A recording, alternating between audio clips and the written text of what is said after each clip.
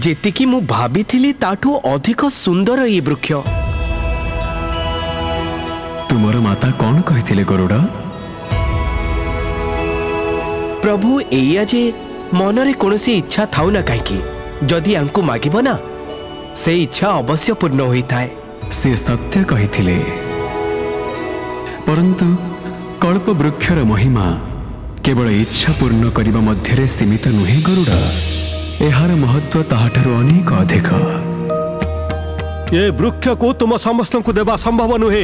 ये वृक्षर सेवा आमे देवता माने केते वर्ष धरी करिछु।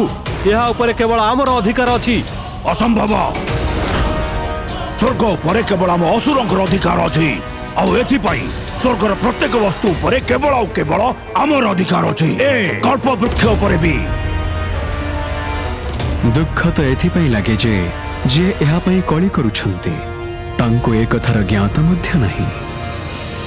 रुह बजरंग, रही जातु आपण माने जी समस्त इच्छा पूर्ण करुछंती तांको पई कली करबा पूर्वरु आपण दुई पक्ष कल्प वृक्ष को पचारि दियंतु जे से काहा पाखरे रहिबाकु चाहुछंती। पुत्र मुनिवर ठीक कहउछंती, आमे कल्प वृक्षं को आवाहन करबा आवश्यक। हे वृक्षराज, कृपा करी सम्मुख को आसंतु।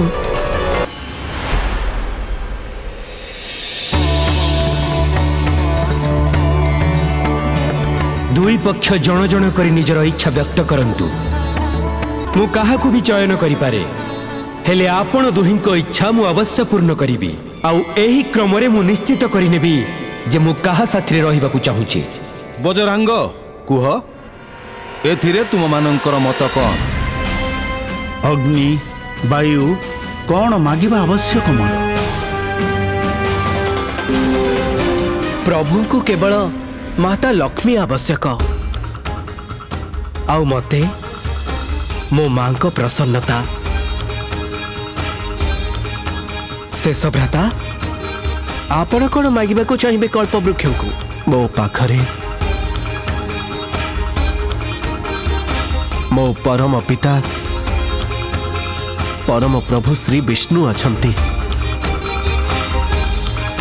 सब किछि अछि मो पाखरे, मोर आउ किछि लोड़ा नहीं। कुहंतु असुर राज, कौन इच्छा आपणकर? विशाल विराट अंतहीन सेना जेते अधिक जेतिकी ए सारा संसार रे कहा पाखरे नथिबो।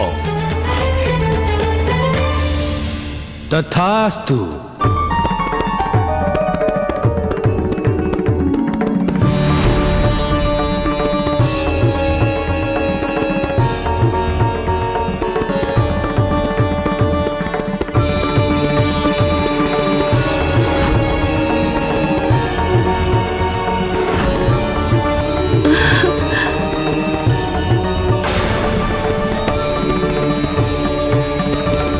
देवराज, शक्तिर भार आगरू असुर मान आड़ को अधिक ढली। आउ एबे जदि अमृत संजीवनी विद्या प्राप्त करिजिबे तेबे एते विशाल सेना को अमृत प्राप्त परे असुर को हराइबा असंभव होइजिबो।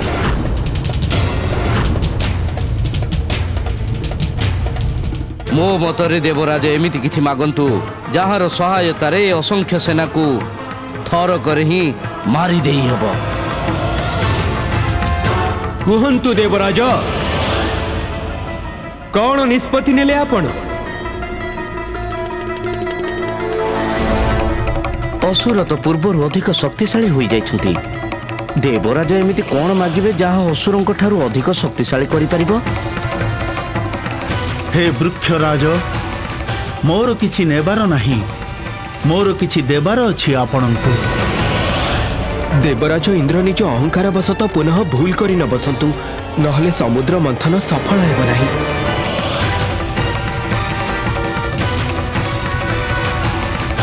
मोर इच्छा है जे मोर अभिमान मोर अहंकार मो ठारू दूरे जाऊ वृक्षराज। तथास्तु।